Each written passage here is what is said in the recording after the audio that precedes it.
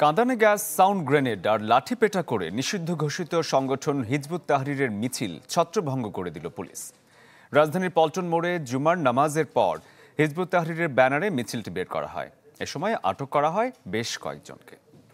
Vision hot and cool AC 4-ওয়ে solenoid valve টেকনোলজিতে heating ও কুলিং দুই মোডেই কাজ করে সমানভাবে। Vision hot and cool AC. নিষিদ্ধ ঘোষিত হিজবুত তাহরির আগেই ঘোষণা দেয় মার্চ ফর খেলাফা কর্মসূচির, যা ঘিরে ব্যাপক প্রস্তুতি নেয় প্রশাসন।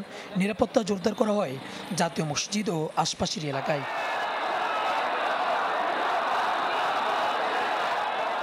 তবে জুমার নামাজ শেষ হতে না হতেই মসজিদের বাইরে শোনা যায় স্লোগান, শুরু হয় মিছিল।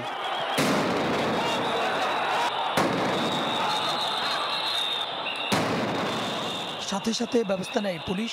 ধাওয়া দিয়ে লাঠিপেটা করা হয় মিছিলকারীদের। এক পর্যায়ে সাউন্ড গ্রেনেড ও কাঁদানে গ্যাসও নিক্ষেপ করে পুলিশ।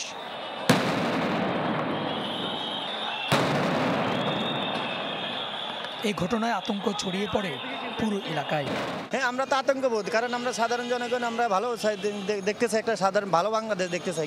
ইস্কে চালালে ভয় লাগে, ইস্কে চালালে ভয় লাগে, বব বললে ভয় লাগে, তো ভয় লাগে তুললে বহুত করে কোন ঘড়ি কোটি বব বলে, এটা তো ভয় লাগে বেশি বেশি।